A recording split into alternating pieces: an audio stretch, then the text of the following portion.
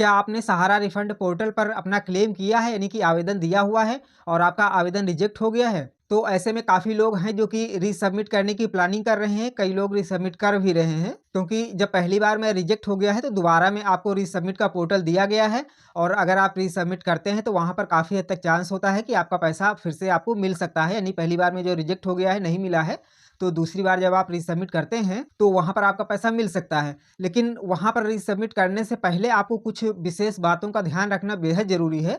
अगर आप उन बातों का ध्यान नहीं रखते हैं तो हो सकता है कि दोबारा भी आप जब रीसबमिट करेंगे तो भी आपका आवेदन रिजेक्ट हो सकता है कि दोबारा में भी आपको पैसे ना मिले। तो किन बातों का आपको ध्यान रखना है जिससे कि आपका आवेदन दोबारा में रिजेक्ट ना हो, इसके लिए वीडियो को पूरा देखिएगा। मैं पूरी जानकारी आपको डिटेल में बताऊँगा, पूरा पॉइंट वाइज़ बताऊँगा कि कौन-कौन सी बातें हैं जिनको कि अगर आप ध्यान में रखते हुए दोबारा से आप अगर रीसबमिट करते हैं, तो बहुत हद तक चांस है कि आपका आवेदन एक्सेप्ट हो जाएगा और आपको आपके पैसे मिल जाएँगे। वीडियो शुरू करने से पहले अगर आप चैनल पर नए हैं तो चैनल को सब्सक्राइब करके बेल आइकन को ऑल पर सेट करके ज़रूर रखिएगा, क्योंकि मैं हमेशा आपके काम की जानकारियाँ लाता रहता हूँ। तो देखिए, सबसे पहली बात जो आपको ध्यान रखने योग्य है वो ये है कि आपकी जो मैच्योरिटी डेट है वो 31 मार्च 2023 से पहले की होनी चाहिए। जी हाँ, क्योंकि आपको पैसा तभी मिलेगा जब आपका जो मैच्योरिटी डेट होगी वो 31 मार्च 2023 से पहले की होगी। अगर उसके बाद में आपकी मैच्योरिटी पूरी होती है आपकी पॉलिसी की, तो फिर आपको अभी पैसा नहीं मिलेगा, आपको थोड़ा और वेट करने की ज़रूरत होगी। आगे जो भी नोटिफ़िकेशन आएगा उसके बाद ही आप क्लेम कर पाएँगे, उसके बाद ही आपको पैसा मिलेगा। अब दूसरी बात है कि आपका पैसा जो होगा, वो जो 4 सोसाइटियाँ हैं उन्हीं का पैसा मिलेगा। अगर उन 4 सोसाइटियों के अलावा आपका पैसा किसी अन्य सोसाइटी में अलग जमा है, तो फिर आपको अभी पैसा नहीं मिलेगा। आपको और वेट करने की ज़रूरत है, अभी आपको वेट करना पड़ेगा। तो सोसाइटी के नाम मैं आपको बता देता हूँ, अगर आपका पैसा इन सोसाइटी में जमा है तो आप क्लेम कर सकते हैं। तो देखिए, सबसे पहली सोसाइटी है सहारा क्रेडिट कोऑपरेटिव सोसाइटी लिमिटेड, दूसरी है सहारयन यूनिवर्सल मल्टीपर्पज़ सोसाइटी लिमिटेड, तीसरी है हमारा India credit cooperative society limited और चौथी है stars multipurpose cooperative society limited. अगर इन 4 सोसाइटी में आपका पैसा है तो आप क्लेम कर सकते हैं। अब देखिए, अगर आपने पहली बार में आवेदन किया हुआ है और आपका रिजेक्ट हो गया है, तो वहाँ पर जो एक कारण बहुत ज़्यादा देखने को मिला है वो ये दिखाया जा रहा है कि आप इसके सदस्य नहीं हैं, आपका कोई भी डिटेल यानी कोई भी डेटा वहाँ पर उपलब्ध नहीं है, इसलिए आपका आवेदन रिजेक्ट हो गया है। तो इसका आपको समाधान पहले करना पड़ेगा, तभी आप रिसबमिट करेंगे। अगर आप ऐसे रिसबमिट कर देंगे तो फिर आपका रिजेक्ट हो जाएगा, आपको पैसा नहीं मिलेगा। तो अगर आपको ऐसी डेफिशिएंसी आ रही है, ये समस्या वहाँ पर दिखाई जा रही है जब आप स्टेटस चेक कर रहे हैं कि आप इसके सदस्य नहीं हैं, आपकी मेंबरशिप वहाँ पर अवेलेबल नहीं है, आपका कोई भी डेटा अवेलेबल नहीं है। ऐसा बहुत से अधिकतर लोगों का यही समस्या आई हुई है, इसी वजह से बहुत से लोगों का रिजेक्ट हुआ है। तो वहाँ पर आपको क्या करना है कि सबसे पहले आपको आपका जो सहारा ऑफ़िस होगा वहाँ जाना है। अब आप कहेंगे ऑफ़िस तो बंद होगा, तो जी हाँ, ऑफ़िस तो बंद होगा, लेकिन वहाँ पर आस-पास में आपको ब्रांच मैनेजर या फिर सेक्टर मैनेजर होंगे, तो वो लोग डायरेक्ट ऑफ़िस में तो नहीं बैठे मिलेंगे, बट आस-पास में कोई दुकान हो सकती है या फिर कोई भी जगह ऐसी हो सकती है, आप पता लगाएँगे आस-पास में तो आपको मालूम चल जाएगा। तो आपको उनके पास में जाना है और वहाँ पर आपको अपना फॉर्म एक भरना पड़ेगा, जिसे कि शेयर फार्म बोलते हैं और एक मास्टर फार्म होता है।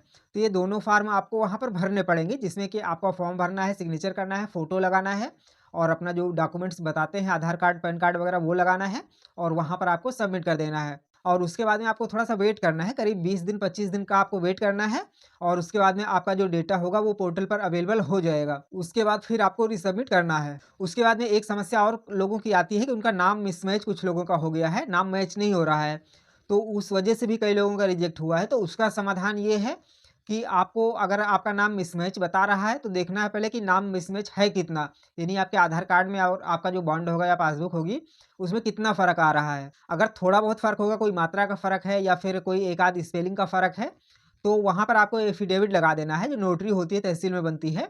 आप नोटरी लगा सकते हैं, तो उस आधार पर आपका फ़ॉर्म एक्सेप्ट हो जाएगा। कुछ लोगों का डेट ऑफ़ बर्थ गलत होने की वजह से भी रिजेक्ट हुआ है, तो उसका भी समाधान यही है, आपको नोटरी लगा देना है और अगर आप नोटरी लगा देते हैं, तो आपकी डेट ऑफ़ बर्थ भी एक्सेप्ट हो जाएगी।